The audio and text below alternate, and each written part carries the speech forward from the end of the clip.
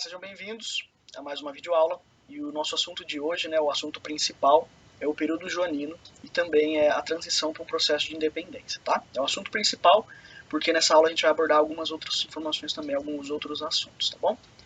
Primeiramente, para a gente poder entender esse período joanino, a gente tem que entender o que fez essa família real portuguesa, a corte portuguesa como um todo, se mudar de Portugal para o Brasil. Tá? Isso é muito importante a gente entender. O que motivou esse grande acontecimento, né? Que vai influenciar muito na nossa história e também na história de Portugal. Então a gente tem que saber, e provavelmente vocês se lembram, vocês já estudaram isso, que a família real portuguesa fugiu de Portugal para o Brasil de uma invasão do Napoleão. Tá? Então foi uma fuga realmente do Napoleão. Por quê? Vocês se lembram, vão ver isso de novo em História Geral esse ano, mas vocês se lembram que a última fase da Revolução Francesa foi um momento onde o Napoleão começa a assumir e começa a concentrar muitos poderes, até que ele se torna um imperador. Tá? E dentro dessa política expansionista do Napoleão, ele vai querer conquistar diversos territórios na Europa. E eu trouxe um mapa para vocês para a gente poder observar, ó, tá vendo? O Império Francês, ali por volta de 1810, que está demarcando aqui no mapa, ele estava muito amplo, estava muito expandido, ele estava exercendo dominação sobre diversas áreas. Esse era o objetivo do Napoleão. E obviamente que o principal inimigo de Napoleão, o principal inimigo da França naquele momento, é a Inglaterra. Tá? Então o objetivo do Napoleão seria principalmente destruir, seria enfraquecer, seria ganhar da Inglaterra, tá? Se tornar mais forte e mais importante do que a Inglaterra. Só que coisa que ele não conseguia fazer. Por quê? Como vocês conseguem perceber, vocês sabem, obviamente, a Inglaterra está aqui, ó. Ela está desligada do continente europeu. É uma ilha, que é protegida nesse sentido. Naquela época, o exército francês, o exército de Napoleão, era o melhor da Europa, com certeza. O melhor do mundo, provavelmente, tá? Só que da Inglaterra tem um porém. Ele não consegue usar a força do seu exército para conseguir ganhar da Inglaterra. Porque para isso ele precisa desembarcar na Inglaterra primeiro. Para desembarcar na Inglaterra ele teria que vencer uma batalha no mar, porque a Inglaterra não permitiria esse tipo de desembarque. A questão é que a Inglaterra tinha a melhor marinha do mundo. Então, se o exército do Napoleão é o melhor do mundo, a Inglaterra tem a melhor marinha. E ela vai se defender ali no mar e ela não vai ser invadida. Então, Napoleão teve muita dificuldade nesse sentido. O que ele pensa? Se ele não vai conseguir destruir a Inglaterra militarmente falando, ele precisa enfraquecer a economia dela. Para isso, o que ele vai decretar? É o que o mapa traz para a gente, que é esse bloqueio continental. O que significa esse bloqueio continental? O Napoleão, a partir da força do seu exército, vai determinar que nenhum país da Europa possa comercializar, possa se relacionar com a Inglaterra. Todos eles estariam proibidos. Se alguém desrespeitasse o bloqueio continental, estaria passivo de ser invadido pelo Napoleão, podia ser invadido e dominado pela França. Tá bom? Qual é o problema disso e o que isso tem a ver com a nossa história? Vocês sabem que Portugal ele tinha uma economia muito dependente da Inglaterra. A relação econômica entre Portugal e Inglaterra já era antiga. E Portugal sempre estava em déficit, sempre devendo mais para a Inglaterra. Então, essa relação forçou Portugal a não poder aderir ao bloqueio continental. Eles não tinham muitas opções. Obedecia ao Napoleão, e aí a Inglaterra ia se voltar contra Portugal, podia tomar as próprias colônias portuguesas, né? Uma forma de se opor a isso, a respeitar o bloqueio continental, na verdade. Por outro lado, se não respeita o bloqueio continental, o Napoleão invade. Então, dos dois lados, Portugal está numa situação muito difícil. E nesse sentido, Dom João VI, né, que era o príncipe regente nesse momento, ficou tentando enrolar essa situação o máximo possível. Tá? Dizendo que ia seguir o bloqueio continental, mas continuando a sua relação com a Inglaterra, porque ele estava numa situação bem complicada. Mas ele sabia que não teria como segurar isso por muito tempo. Tá? Por isso que em 1807, Portugal junto com a Inglaterra cria essa aqui, ó, convenção secreta. Eles se reúnem nessa convenção secreta e já estavam elaborando um plano para que Portugal conseguisse sair dessa situação. E a ideia que eles têm é migrar, tirar toda essa corte portuguesa de Portugal e levar para o Brasil. É transferir a sede administrativa de todo o Império Português para o Brasil, para a sua principal colônia. Já falei para vocês nas aulas passadas que a partir desse momento o Brasil é a principal colônia, é a principal fonte de renda de Portugal. Tá? Então a ideia era essa, fugir do Napoleão e ir para o Brasil. E a Inglaterra teria o interesse em ajudar, porque dessa forma ela continuaria mantendo a sua relação comercial com Portugal, que no caso é uma relação indireta com o Brasil. E vocês vão perceber que essa relação indireta ela vai se tornar direta, o que vai ser muito bom para a Inglaterra. Tá? Então a Inglaterra tem aqui o interesse de apoiar essa fuga da família real portuguesa. Tá bom? Realmente tiveram que fugir. Tá? O Napoleão, em 1807, sabendo dessa convenção secreta, também vai lá e cria a sua própria convenção, vamos dizer assim. Se organiza, se reúne com a Espanha. Por quê? Se o Napoleão precisar invadir Portugal, como vocês podem ver pelo mapa e todo mundo sabe a geografia da Europa, vai ter que passar pela Espanha. Vai ter que pegar o seu exército e passar pela Espanha.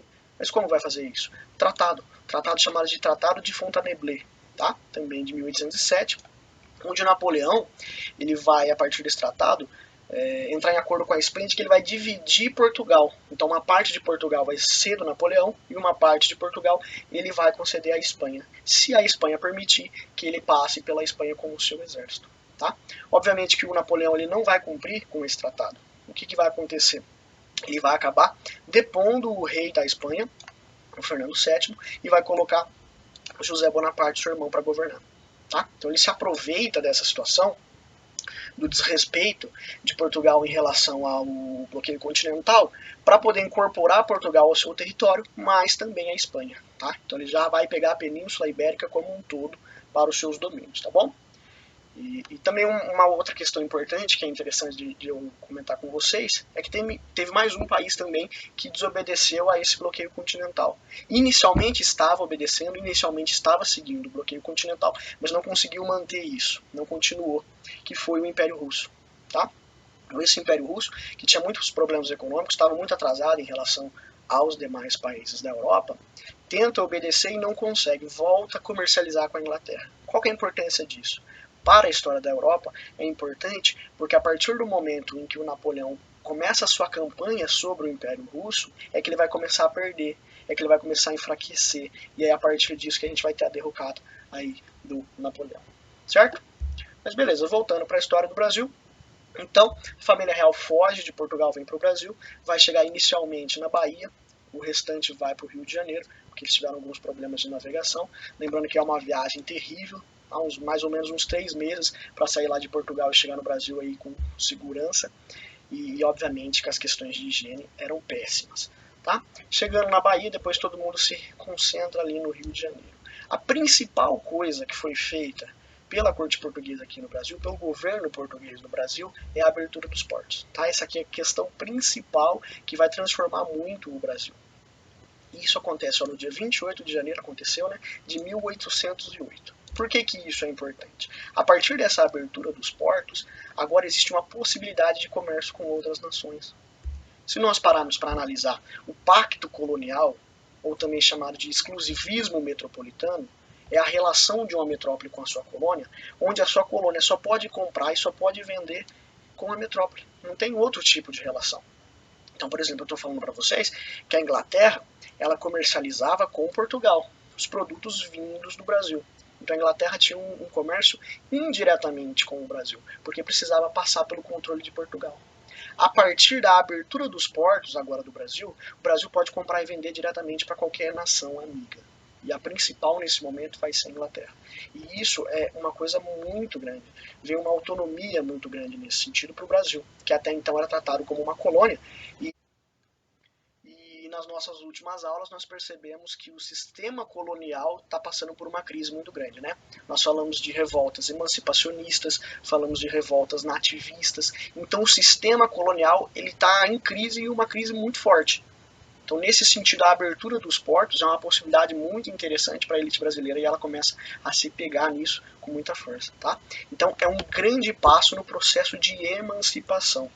Já é uma liberdade a mais que o Brasil tem agora e que, a partir do momento em que se conquista essa liberdade, pensa comigo, se Portugal tiver o interesse de recolonizar o Brasil, isso já vai ser feito de uma maneira muito mais difícil. A elite, quando ganha um pouco de liberdade, agora ela não quer perder isso de forma alguma, tá bom?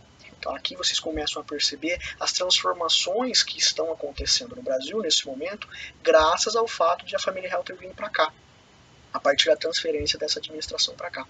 tá bom? Mas vou continuar com vocês, ó, mais transformações aconteceram. E isso, a partir dos tratados de 1810, vocês vão perceber a mãozinha da Inglaterra aqui nesse processo todo, tá? A abertura dos portos aconteceu em 1808, e aí esses tratados de 1810 são para regulamentar a abertura dos portos, tá bom? Em que sentido? Esses tratados de 1810, eles vão estipular os impostos relacionados à importação. Então, todas as mercadorias que vierem de fora, eles vão ter que pagar algum imposto para entrar no Brasil. Isso é normal, temos até hoje, né? Mas em relação a esses tratados, o que eles estavam estipulando? Portugal, por exemplo, ó, pagaria 16%.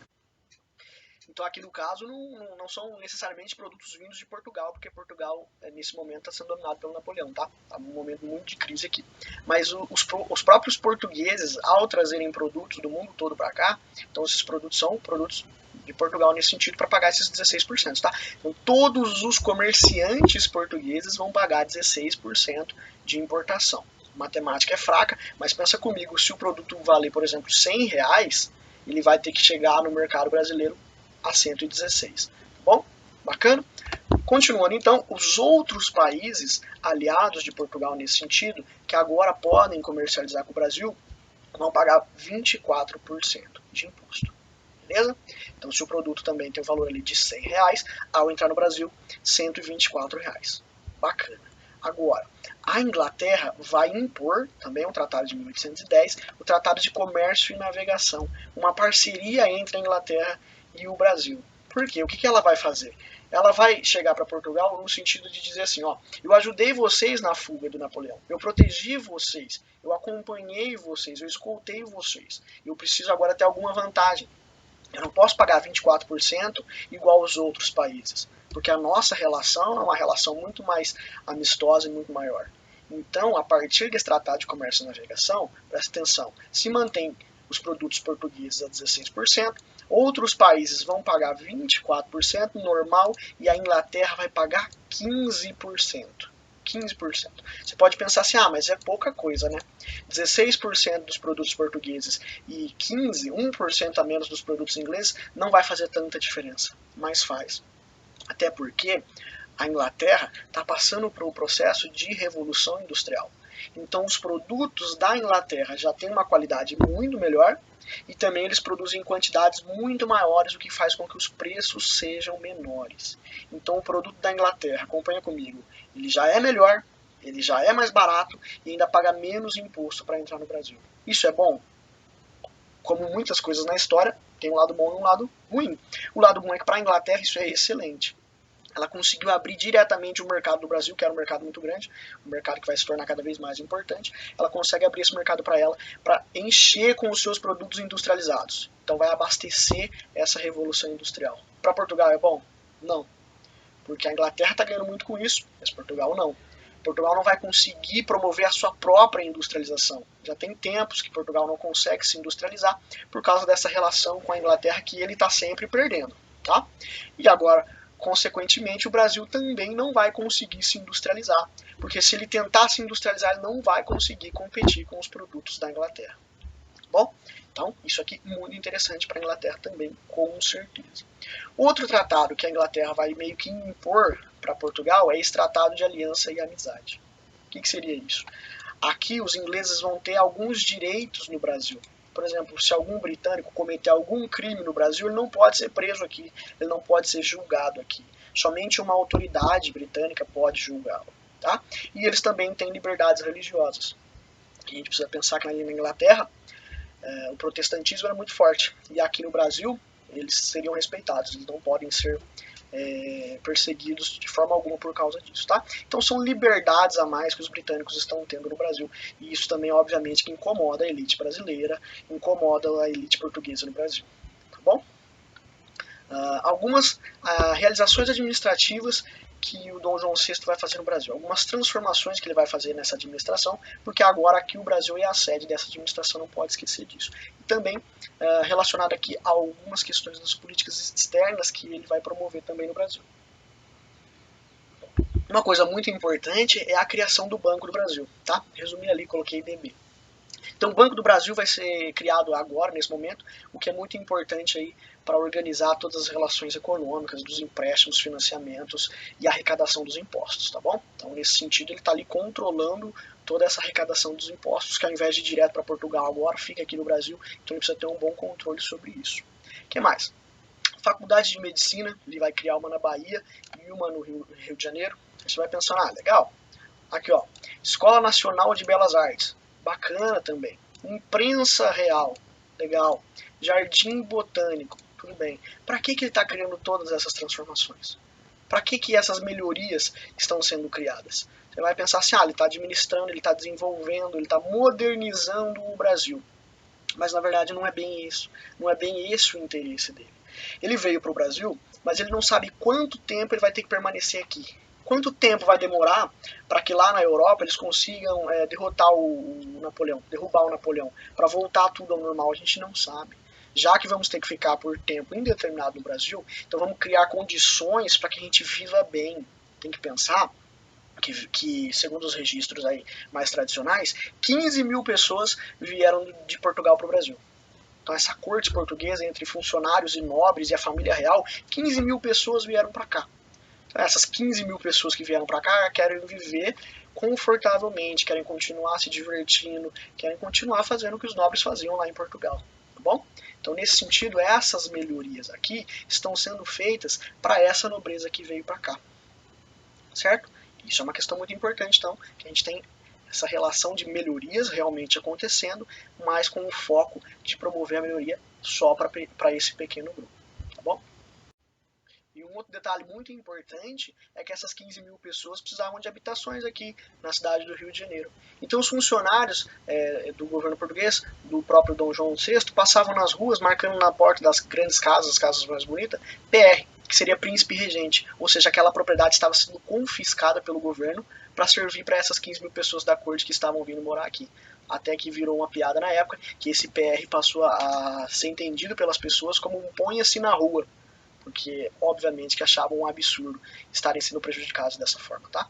Então coisas boas acontecendo no Brasil, mas que não é para todos, e coisas ruins incomodando já a elite brasileira que estava aqui, tá bom?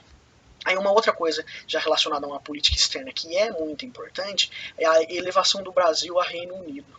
Isso acontece em 1815. Por quê? Napoleão vai perder, vai cair em 1815, tá? Só que ele causou um monte de transformação na Europa, a gente consegue perceber pelo mapa. Diversas transformações aconteceram territorialmente falando. A partir da queda do Napoleão, criaram o Congresso de Viena. Então, os principais países que lutaram contra o Napoleão se organizam para devolver cada país para o seu respectivo dono, né? Para a sua família real. E resolver todas as questões, diversos tratados envolvendo ali, para praticamente passar um pano na Europa e esquecer todas as transformações que o Napoleão causou, zerar tudo na Europa. Só que só participariam do Congresso de Viena quem tivesse lutado contra o Napoleão. E no caso, o Dom João VI, trouxe até para vocês uma fotinha aqui, ó, do nosso bonitinho, ele lutou contra o Napoleão? Essa que era a questão. Vão dizer que não, vão dizer que ele fugiu do Napoleão, né? Ele veio para o Brasil, então ele fugiu da metrópole para a colônia. Qual que é a sacada do Dom João VI? Ele vai pensar o seguinte: se eu elevar o Brasil a Reino Unido, eu posso afirmar para o Congresso de Viena que eu não fugi da metrópole para ir para a colônia. Eu deixei uma parte do meu território, uma parte do meu reino, para fugir para outra parte, porque aquela parte estava ameaçada. Então eu deixei um local da minha própria casa, do meu próprio reino, e fui para um outro mais seguro e continuei lutando contra o Napoleão. Então, nesse sentido, ele arruma uma boa desculpa para poder ir participar do Congresso de Viena e também interferir nas questões da política lá da Europa depois da queda do Napoleão. Qual que é o problema disso? O problema para ele, que para nós foi excelente. A partir do momento em que o Brasil foi elevado a Reino Unido, ele deixa de ser uma colônia, pelo menos na teoria. Depois que a família real voltasse para Portugal e quisesse recolonizar o Brasil, pensa comigo, a elite brasileira ia aceitar? Agora que eles são considerados, pelo menos na teoria, igual aos portugueses, eles não vão querer nenhum tipo de retrocesso. Então isso foi uma questão muito importante. também se aproveitar de pensar nessa questão de políticas externas, nós temos uma guerra na Guiana Francesa. Dom João VI vai mandar invadir a Guiana Francesa, porque é um território da França que está aqui do nosso lado na América e ele não vai poder fazer nada contra isso, né? Ele não vai poder sair de lá e vir para cá defender esse território. Como ele me invadiu, me expulsou, vou tomar esse território aqui, mas depois vai ser devolvido, tá? E uma outra questão até mais importante é uma expansão sobre a Cisplatina, que o Dom João VI vai promover também.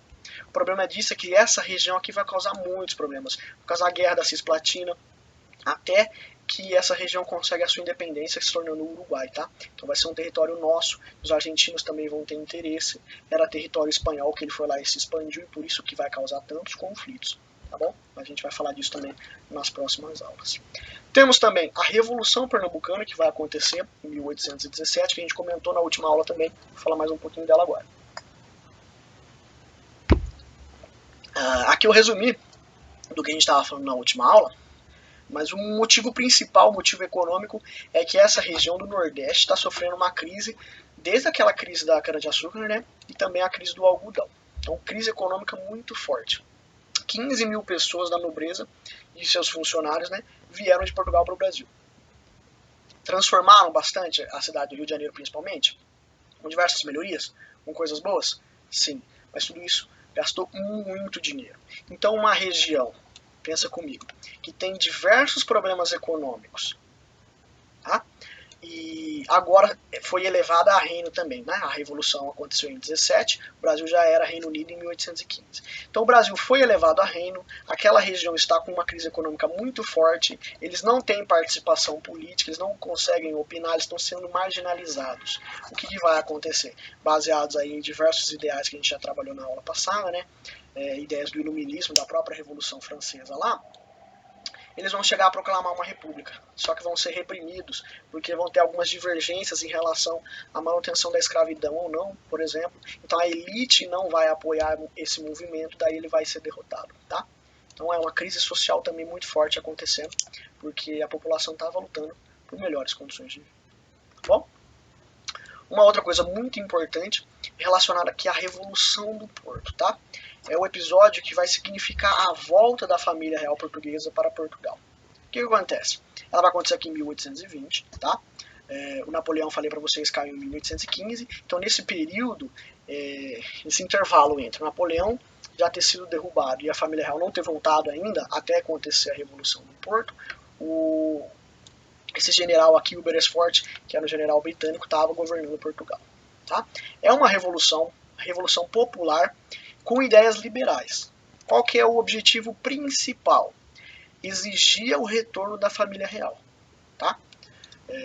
Ela é uma revolução de caráter popular, mas também com participação de todos os grupos da população de Portugal, tá bom? Cada um com os seus próprios interesses.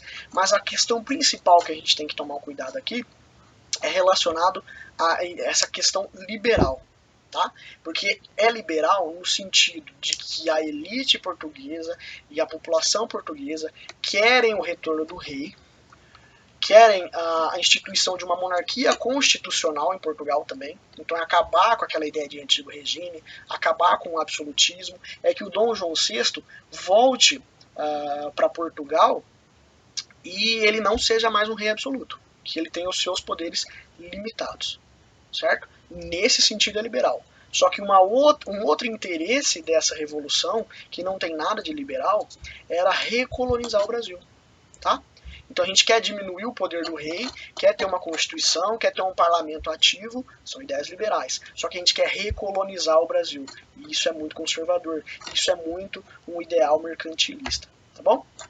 Então a gente precisa separar essa ideia de o que é liberal para Portugal e o que seria liberal nas ideias relacionadas ao Brasil, tá? Então eles vão exigir a volta do Dom João VI e da família real para Portugal. Eles vão ter que voltar, certo? Ao pisar em Portugal, chegando lá, o Dom João VI já vai ter que assinar diversos documentos, passando ali, diminuindo seus poderes, acidentes técnicos, passando seus poderes aí para o parlamento. Certo? Só que esse Dom João VI, como vocês já perceberam, ele não é um cara bobo, tá? A gente faz piadinha com portugueses que eles são burros, mas a gente não pode levar isso ao pé da letra. Ele foi um cara muito inteligente. O que ele pensou? Eu estou tendo que voltar para Portugal. já promovi diversas mudanças no Brasil que vão levar ao processo de independência do Brasil. Eles já estão lutando faz tempo por isso, cada vez mais por emancipação. Se isso vai acontecer, o que eu posso fazer? Eu vou voltar para Portugal, porque eu estou sendo obrigado, mas eu vou deixar aqui o meu filho, o príncipe regente, Dom Pedro I. Deixando Dom Pedro I aqui, o que vai acontecer? Ele vai cuidar do Brasil para mim. Caso a independência do Brasil venha a acontecer, e se ela for feita pelo Dom I, como realmente aconteceu, a gente continua mantendo um contato, a gente continua mantendo um controle sobre o Brasil. Então, nesse sentido, muito importante também. Tá bom? E aí a gente começa a falar um pouco sobre as transformações que vão acontecer no Brasil. Só comentando aqui as imagens que eu trouxe para vocês, né? Aqui uma referente à Revolução Pernambucana de 1817. Aqui temos uma obra do Debré, tá? Que veio para o Brasil também naquela chamada Missão Artística Francesa, né? Eu não posso esquecer de comentar com vocês, senão a professora Raquel briga comigo. Isso já depois da queda do Napoleão. O Dom João VI vai trazer diversos artistas da Europa, né, diversos artistas aí da França, para promoverem aí também a vida cultural da corte portuguesa no Brasil. Então é mais uma daquelas questões de se pensar a melhora da corte portuguesa no Brasil, mas não a melhora do Brasil, porque o objetivo sempre foi vamos embora algum dia e vamos recolonizar. Tá bom? E aqui vamos começar a falar então sobre um processo aí intensificado já de luta pela independência do Brasil. Temos aqui, obviamente, que influência das ideias iluministas, né, das revoluções inglesas, da Revolução Francesa, do próprio independência dos Estados Unidos. Todos esses fatores, todos esses acontecimentos influenciaram com certeza. Tá? O Brasil, então, vai lutar contra o controle da metrópole, contra esse pacto colonial. E tudo isso é o interesse das elites. A elite do Brasil percebeu que ela vai agora ter um poder muito grande para lutar contra esse processo de recolonização, que ela não quer voltar a ser uma colônia, ela quer continuar sendo Reino Unido ou continuar cada vez mais com emancipação até se tornar um país independente. Tá? Com a cobrança da corte portuguesa, com a cobrança do governo de Portugal também, o parlamento, da volta de todos os integrantes da família real, né, porque o Dom Pedro ficou, eles vão querer lutar agora pela independência completa. Tá? Então, essa Revolução Liberal do Porto, que exigiu a volta da família real, da corte portuguesa, lembrando que o Dom João VI deixou aí o Dom Pedro I aqui. O objetivo disso era recolonizar o Brasil, mas a partir da abertura dos portos e elevação a Reino Unido, a gente já sabe que já tem dois passos enormes dados em relação aí à aproximação com a independência. Tá? É essa a ideia. Esses dois episódios podem ser considerados dois grandes passos já para se alcançar a independência. Tá? Vou falar um pouco para vocês sobre dois projetos de independência. Duas ideias que existiam na época em relação a essa independência, a essa emancipação de Portugal. Tá?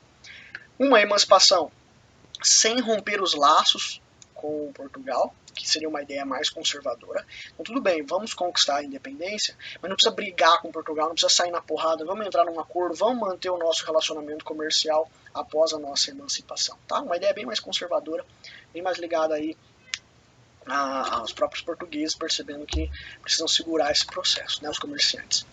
E aí uma independência em relação a Portugal com rompimento total, que é uma ideia bem mais liberal. Não, tem que romper completamente com Portugal, sem manter nenhuma independência, nenhuma dependência, nenhuma relação com ele. Tá? E aí aqui a gente tem a criação, a formação do Partido da Independência. Qual que seria a função? Assim, esses grupos da elite brasileira se organizaram, se juntaram com o Dom Pedro I para convencer ele a ficar no Brasil.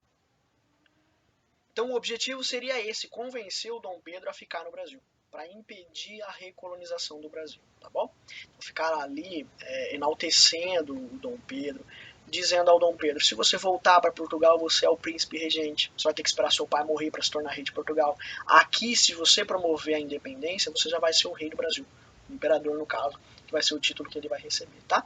A partir então de toda essa conversa, toda essa aliança, essa parceria com o Dom Pedro, é que nós temos o dia do fico, que é o dia que o Dom Pedro vai determinar que ele vai ficar no Brasil. Ele não volta mais para Portugal, que é uma coisa muito boa, muito importante para o nosso processo aí de independência. Tá? Obviamente que ele vai continuar sofrendo pressões para retornar para Portugal cada vez mais. Tá? Mas ele já disse, vai ficar no Brasil. Só isso? Não, a gente vai continuar esse processo. Acompanha comigo. Ó. Aqui nós temos a Grande Loja do Oriente no Brasil, que seria o quê? Uma organização dos maçons aqui no Brasil, né, que demonstra a participação deles em todo o processo de independência, tá? Eles ajudaram com a divulgação das ideias, tá? A expansão das ideias iluministas no Brasil sempre teve uma participação desses grupos maçônicos a partir dessa organização deles, que é essa Grande Loja do Oriente no Brasil, tá? A Revolução Pernambucana tem os ideais, eles estavam participando disso também. O próprio movimento aqui de emancipação de busca pela independência, né, o processo de declaração da independência também tem essas ideias a partir desses grupos. Tá bom? A Inconfidência Mineira e a Conjuração Baiana também têm participação de grupos maçônicos na divulgação dessas ideias. E o Apostolado também seria uma outra organização aqui, que é a formação de uma sociedade secreta de liberais moderados, tá? Então, aí com a ideia de conseguir uma emancipação de Portugal, mas sem um rompimento imediato. E um dos participantes desse grupo é o José Bonifácio, que é considerado o patriarca da independência. E mais pra frente a gente vai comentar mais informações sobre ele também. Finalizando já, em 1822, o Dom Pedro vai decretar a Lei do Cumpra-se, que também é muito importante, tá? Aqui trouxe para vocês uma imagem relacionada ao Dia do Filho, tá bom?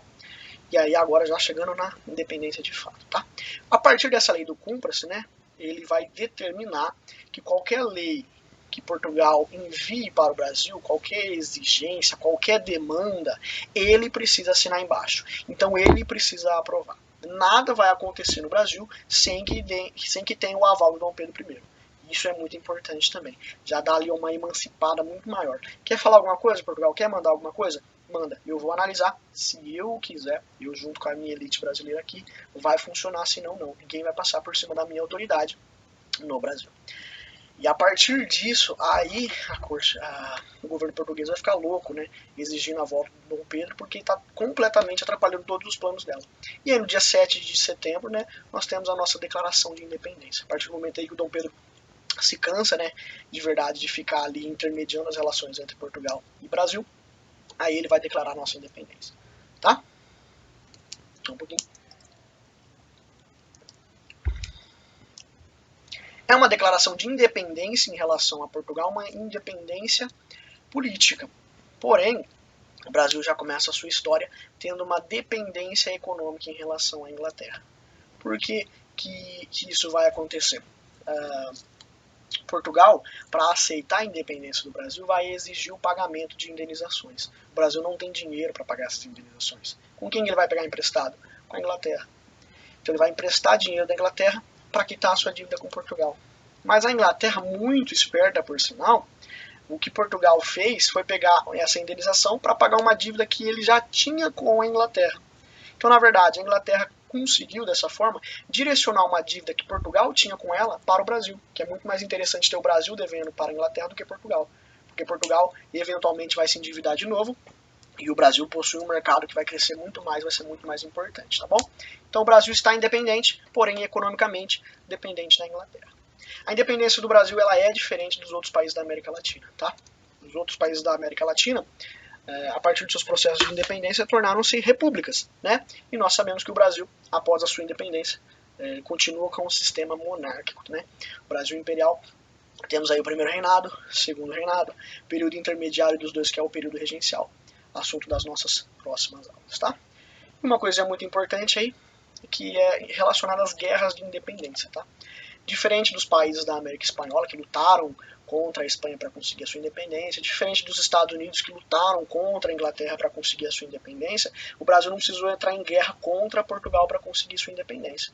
Porém, ele precisou entrar em guerra contra alguns grupos de portugueses em algumas províncias do Brasil, principalmente no Nordeste, que não aceitavam a independência do Brasil, tá? Então o Brasil teve que contratar diversos mercenários para lutar contra soldados portugueses, financiados por comerciantes portugueses que não queriam aceitar essa independência do Brasil. E isso também já encarece bastante a questão do Brasil começar já devendo muito dinheiro para a Inglaterra. Tá bom? Espero que vocês tenham entendido, tenham gostado do formato dessa aula. Qualquer dúvida deixa aí para mim que a gente já responde. E até a próxima aula. Valeu!